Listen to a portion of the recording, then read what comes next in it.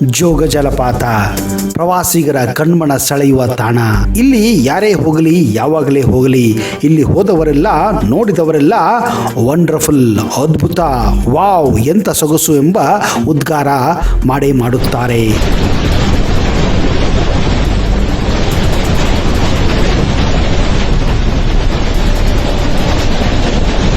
ಆದರೆ ಕರ್ನಾಟಕದ ಹೆಮ್ಮೆಯ ಪುತ್ರ, ಮೈಸೂರು ಸಂಸ್ಥಾನದ ದೀವಾನರಾಗಿದ್ದ ನಾಡಿನ ಖ್ಯಾತ ಇಂಜಿನಿಯರ್ ಸರ್ ಎಂ ವಿಶ್ವೇಶ್ವರಯ್ಯನವರು ಮೊದಲ ಬಾರಿಗೆ ಇದನ್ನು ನೋಡಿ ಎಂಥ ವ್ಯರ್ಥ, ವಾಟ್ ಅ ಗ್ರೇಟ್ ಲಾಸ್ ಎಂದು ಉದ್ಘರಿಸಿದ್ದರಂತೆ.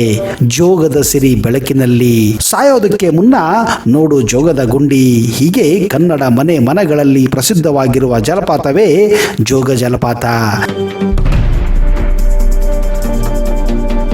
ಈ ಜೋಗ ಜಲಪಾತದಲ್ಲಿ ಪ್ರತಿ ಸೆಕೆಂಡಿಗೆ 34 ಲಕ್ಷ ಟನ್ ನೀರು ಮೇಲಿಂದ ಕೆಳಗೆ ಅಪ್ಪಳಿಸುತ್ತದೆ. ದೇಶದಲ್ಲಿಯೇ ದೊಡ್ಡ ಪ್ರಮಾಣದ ಜಲವಿದ್ಯುತ್ ಪೂರೈಸುವ ಪ್ರದೇಶವೂ ಇದಾಗಿದೆ. 4 ಜಲಪಾತಗಳು ಸೇರಿ ಒಂದು ಜಲಪಾತ ರೂಪವಾಗಿದೆ. ಅದುವೇ ರಾಜ, ರಾಣಿ, ರೋರರ್, ರಾಕೆಟ್ ಎಂಬ ಕವಲುಗಳಿಂದ. ಧೀರ ನಡಿಗೆಯ ರಾಜ, ಬಳಕುತ್ತಾ ಧುಮುಕುವ ರಾಣಿ, ಹುಲಿಯಂತೆ ಅರಪಡಿಸುವ ರೋರರ್, ಬಾಣದಂತೆ ಚಿಮ್ಮುವ ರಾಕೆಟ್. ಈ ಜಲಧಾರೆಗಳ ಸೌಂದರ್ಯ ಶಬ್ದಗಳನ್ನು ಹಿಡಿಯಲು ಸಾಧ್ಯವೇ ಇಲ್ಲ.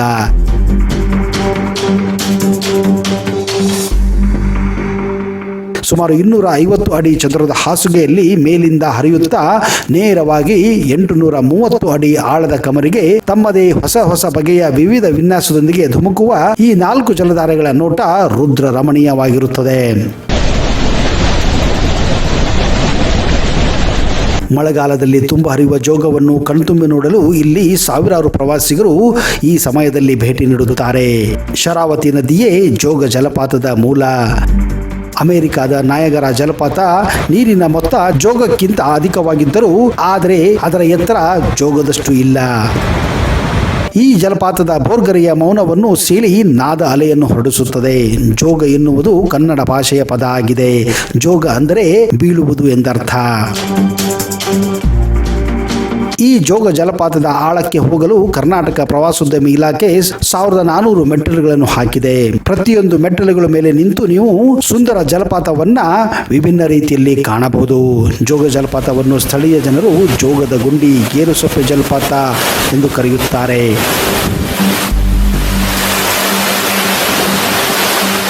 ಶಿವಮೊಗ್ಗ ಜಿಲ್ಲೆಯ ತೀರ್ಥಹಳ್ಳಿ ತಾಲೂಕಿನ ಅಂಬುತೀರ್ಥದಲ್ಲಿ ಹುಟ್ಟುವ ಶರಾವತಿ ನದಿ ಮುಂದೆ 12 ಉಪನದಿಗಳನ್ನು ಸೇರಿಕೊಂಡು 132 ಕಿಲೋಮೀಟರ್ ಕ್ರಮಿಸಿ ಅರಬ್ಬಿ ಸಮುದ್ರವನ್ನು ಸೇರುವ ಮೊದಲು ಜೋಗದ ಬಳಿ ಕಣಿವೆಯಲ್ಲಿ ಲೆಕ್ಕಿಸದೆ ಕವರಿಗೆ ಧುಮುಕಿ ಅಬ್ಬರದ ಶಬ್ದವನ್ನು ಮಾಡಿ ಅದ್ಭುತವಾದಂತಹ ಜಲಪಾತವನ್ನ ಇಲ್ಲಿ ಸೃಷ್ಟಿಸಿದೆ.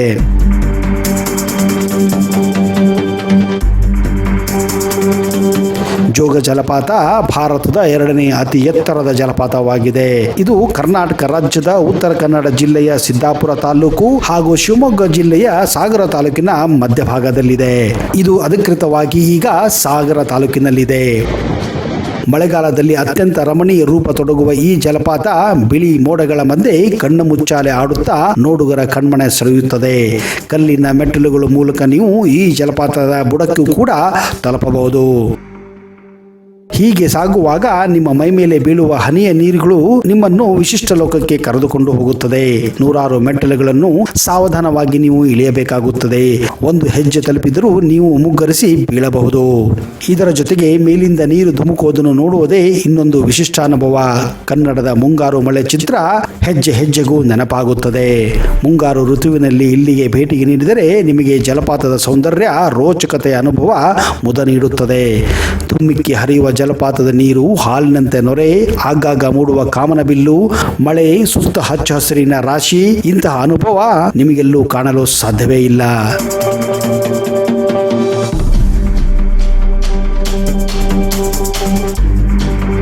ಲಿಂಗನಮಕ್ಕಿ ಜಲಾಶಯ ನಿರ್ಮಾಣದ ನಂತರ ಜೋಗ ತನ್ನ ಮೊದಲಿನ ಸೌಂದರ್ಯ ಹಾಗೂ ವೈಭವವನ್ನು ಕಳೆದುಕೊಂಡಿದೆ ಎಂದು ಇಲ್ಲಿನ ಸ್ಥಳೀಯರು ಹೇಳುತ್ತಾರೆ. ಸ್ವಾತಂತ್ರ್ಯ ಪೂರ್ವದಲ್ಲಿ ಸರ್ ಎಂ ವಿಶ್ವೇಶ್ವರಯ್ಯನವರು ಮೊದಲ ಬಾರಿಗೆ ಜೋಗಕ್ಕೆ ಭೇಟಿ ಕೊಟ್ಟಾಗ ಈ ಜೋಗ ಜಲಪಾತವನ್ನು ನೋಡಿ ಅವರು ಎಂತಹ ವ್ಯರ್ಥ ಎಂದು ಉದ್ಘರಿಸಿದ್ದರಂತೆ. ಅವರ ಮಾತಿನ ಫಲಶ್ರುತಿಯೇ ಈಗಿರುವ ಜಲವಿದ್ಯುತ್ಗಾರ. ಶರಾವತಿ ಜಲವಿದ್ಯುತ್ ಸ್ಥಾವರಕ್ಕೆ ಈಗ ನೀರು ಸರಬರಾಜು ಆಗುತ್ತಿದ್ದು ಶರಾವತಿ ನದಿಗೆ ಅಡ್ಡಲಾಗಿ ಕಟ್ಟಿರುವ ಲಿಂಗನಮಕ್ಕಿ ಅಣೆಕಟ್ಟಿನಿಂದ. ಇಲ್ಲಿ ಸಂಗ್ರಹಗೊಳ್ಳುವ ನೀರಿನ ಮೂಲಕ ವಿದ್ಯುತ್ ಅನ್ನ ತಯಾರಿಸಲಾಗುತ್ತದೆ. ಈ ವಿದ್ಯುತ್ ಸ್ಥಾವರವನ್ನು 1930ರಲ್ಲಿ ಪ್ರಾರಂಭಿಸಿ 1949ರಿಂದ ಈಗ ಕಾರ್ಯನಿರ್ವಹಿಸುತ್ತಿದೆ. ಇದು 1200 ಮೆಗಾವ್ಯಾಟ್ ಸಾಮರ್ಥ್ಯದ ವಿದ್ಯುತ್ ಸ್ಥಾವರವಾಗಿದೆ. ಇದು ನಮ್ಮ ದೇಶದ ಅತಿ ದೊಡ್ಡ ಜಲ ವಿದ್ಯುತ್ ಸ್ಥಾವರಗಳಲ್ಲಿ ಒಂದಾಗಿದೆ. ಜೋಗ ಜಲಪಾತ ಭೇಟಿ ಕೊಡುವ ಪ್ರಶಸ್ತ ಸಮಯವೆಂದರೆ ಅದು ಜುಲೈನಿಂದ ಡಿಸೆಂಬರ್ ತಿಂಗಳ ಮಧ್ಯದವರೆಗೂ, ಏಕೆಂದರೆ ಈ ಸಮಯದಲ್ಲಿ ಜೋಗ ಜಲಪಾತ ಮೈದುಂಬಿಕೊಂಡು ಹರಿಯುತ್ತದೆ. ಸ್ನೇಹಿತರೆ, ಜೋಗ ಜಲಪಾತಕ್ಕೆ ಹೋಗಿರಿ, ಆದರೆ ಸ್ವಲ್ಪ ಜಾಗರೂಕತೆಯಾಗಿರಿ. ಯಾಕಂದ್ರೆ ಹೋದ ವಾರ ಇಲ್ಲಿ ಬಿದ್ದ ವಿಪರೀತ ಮಳೆಗೆ ಕೆಳಗೆ ಹೋಗುತ್ತಿರುವಾಗ ಚೇಷ್ಟೆ ಮಾಡುತ್ತಾ ಇಬ್ಬರು ಯುವಕರು ಇಲ್ಲಿ ಪಾತಾಳಕ್ಕೆ ಬಿದ್ದು ತಮ್ಮ ಪ್ರಾಣವನ್ನೇ ಕಳೆದುಕೊಂಡಿದ್ದಾರೆ.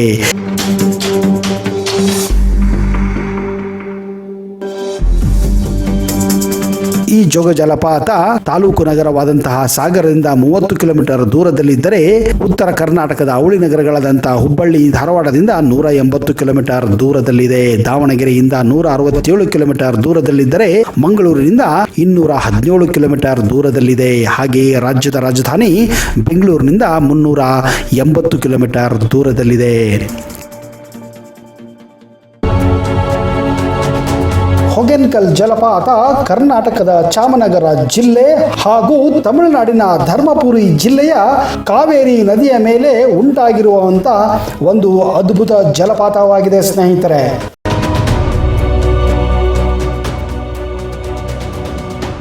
ಈ ಜಲಪಾತ ಬಂಡೆಗಳ ಮೇಲೆ ರುದ್ರ ರಮಣೀಯವಾಗಿ ಅಪ್ಪಳಿಸುವುದರಿಂದ ಇಲ್ಲಿಂದ ಹೊಗೆಯು ಹೊರಚಿಮ್ಮುತ್ತದೆ.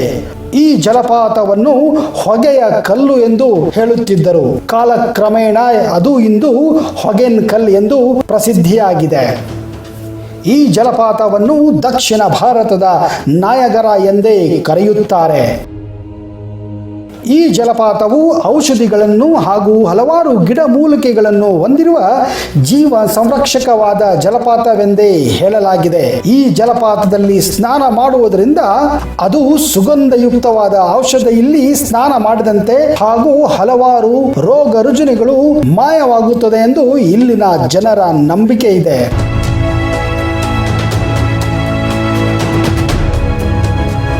ಈ ಜಲಪಾತದಲ್ಲಿ ದೋಣಿ ಸವಾರಿ ಮಾಡುವುದು ಒಂದು ಅತ್ಯಂತ ರೋಚಕ ಹಾಗೂ ಅತ್ಯಂತ ಸಾಹಸಮಯ ಒಂದು ಕ್ರಿಯೆಯಾಗಿದೆ.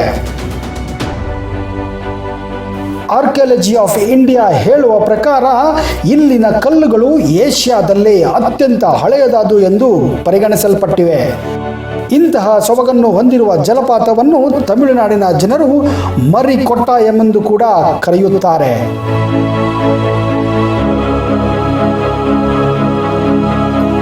ಹೊಗೆನಕಲ್ ಜಲಪಾತ ಬೆಂಗಳೂರಿನಿಂದ ಸುಮಾರು 130 ಕಿಲೋಮೀಟರ್ ದೂರದಲ್ಲಿದೆ.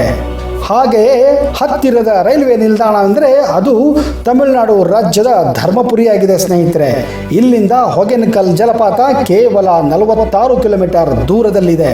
ಜೊತೆಗೆ ಹೊಗೆನಕಲ್ಗೆ ಬೆಂಗಳೂರು, ಹೊಸೂರು, ಕೃಷ್ಣಗಿರಿ, ಧರ್ಮಪುರಿಯಿಂದ ಹಲವಾರು ನೇರ ಬಸ್ಸುಗಳ ಸೌಕರ್ಯ ಕೂಡ ಇದೆ. ಹೊಗೆನಕಲ್ ಜಲಪಾತವನ್ನು ತಲುಪಲು 2 ಮಾರ್ಗಗಳಿವೆ ಸ್ನೇಹಿತರೆ. ಒಂದು ಬೆಂಗಳೂರು ಧರ್ಮಪುರಿ ಪೆನ್ನಾಗರಂ ಮಾರ್ಗವಾದರೆ, ಇನ್ನೊಂದು ಬೆಂಗಳೂರು ಕೊಳ್ಳೇಗಾಲ ಮಹದೇಶ್ವರ ಬೆಟ್ಟ ಗೋಪಿನಾಥಂ ಮಾರ್ಗದಿಂದ ಹೊಗೆನಕಲ್ಲನ್ನು ನೀವು ತಲುಪಬಹುದಾಗಿದೆ. ಶಿವನ ಸಮುದ್ರದಲ್ಲಿ ಅದ್ಭುತ ಜಲಧಾರೆಯನ್ನು ಸೃಷ್ಟಿಸಿ ಪೂರ್ವಾಭಿಮುಖವಾಗಿ ಸಾಗುವ ಕಾವೇರಿ ಮೆಟ್ಟೂರು ಜಲಾಶಯ ಸೇರುವ ಮುನ್ನ ನಯನ ಮನೋಹರ ಜಲಪಾತವನ್ನು ಸೃಷ್ಟಿಸಿದ್ದಾಳೆ. ಹೊಗೆನಕಲ್ನಲ್ಲಿ ಕಾವೇರಿ 2 ಕವಲುಗಳಾಗಿ ಮತ್ತೆ ಹಲವು ಶಾಖೆಗಳಾಗಿ ಜಲಧಾರೆಯನ್ನು ಸೃಷ್ಟಿಸಿದೆ. ಬಂಡೆಗಳ ಮೇಲೆ ಅಪ್ಪಳಿಸುವ ನೀರು ಹೊಗೆಯಲ್ಲಿ ಕೆಲವೊಮ್ಮೆ ಕಾಮನ ಬಿಲ್ಲನ್ನು ಕೂಡ ಮೂಡಿಸುತ್ತದೆ. ಅಂತಹ ನೋಟವನ್ನು ನೋಡಲು ಸಾವಿರಾರು ಜನ ಇಲ್ಲಿ ಸೇರಿರುತ್ತಾರೆ. ಚಾರಣ ಮಾರ್ಗದಿಂದಲೂ ಹಾಗೂ ದೋಣಿ ಸವಾರಿಯಿಂದಲೂ ನೀವು ಹೊಗೆನಕಲ್ ಜಲಪಾತದಲ್ಲಿ ಒಂದು ಕಡೆಯಿಂದ ಇನ್ನೊಂದು ತುದಿಗೆ ಹೋಗಬಹುದು. ಇಲ್ಲಿನ ಜಲಪಾತವು ನೀರಿನಿಂದ ತುಂಬಿ ತುಳುಕುವ ದೃಶ್ಯ ಎಂಥವರನ್ನು ರೋಮಾಂಚನಗೊಳಿಸುತ್ತವೆ. ಇದೇ ಕಾರಣಕ್ಕಾಗಿ ಹಲವಾರು ಚಿತ್ರಗಳಲ್ಲಿ ಈ ಅದ್ಭುತವಾದಂತಹ ಜಲಪಾತವನ್ನು ಸೆರೆ ಹಿಡಿದಿದ್ದಾರೆ.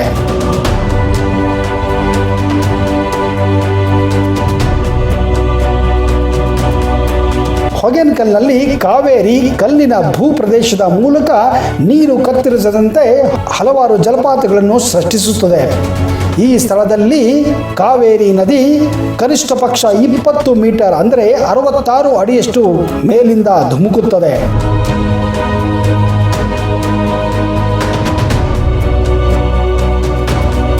ನೀವು ನಿಮ್ಮ ಕಾರನ್ನು ಪಾರ್ಕ್ ಮಾಡಿ ಅಥವಾ ಬಸ್ ಮೂಲಕ ಹೋದರೆ ಬಸ್ನ ಇಳಿದ ಮೇಲೆ ನಿಮಗೆ ಅಲ್ಲಿ ಹಲವಾರು ಮಸಾಜ್ ಮಾಡುವ ವ್ಯಕ್ತಿಗಳು ಕೂಡ ನಿಮಗೆ ದೊರಕುತ್ತಾರೆ.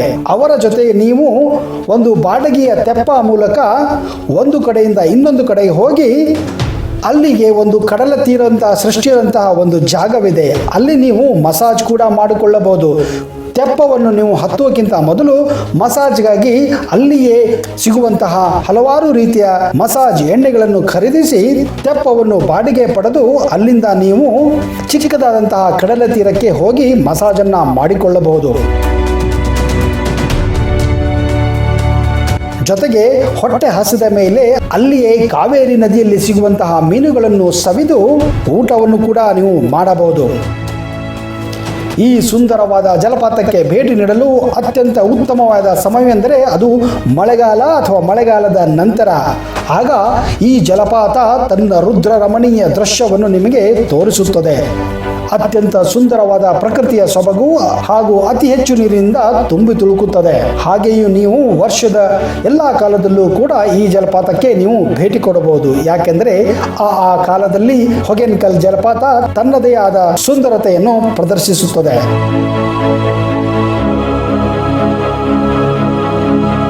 ಸ್ನೇಹಿತರೆ, ಒಂದು ವೇಳೆ ನೀವು ಮಲೆ ಮಹದೇಶ್ವರ ಬೆಟ್ಟ, ಹೊಸೂರು, ಕೃಷ್ಣಗಿರಿ, ಮೆಟ್ಟೂರು ಡ್ಯಾಮ್ಗಳಿಗೆ ಹೋದರೆ ದಯವಿಟ್ಟು ಹೊಗೆನಕಲ್ ಫಾಲ್ಸ್ ಅನ್ನ ಭೇಟಿ ಕೊಡಿ. ಬೆಂಗಳೂರಿನಿಂದ ಹೊಗೆನಕಲ್ ಫಾಲ್ಸ್ ಹೋಗಿ ಬರಲು ಒಂದು ದಿನದ ಸಮಯ ಸಾಕಾಗುತ್ತದೆ.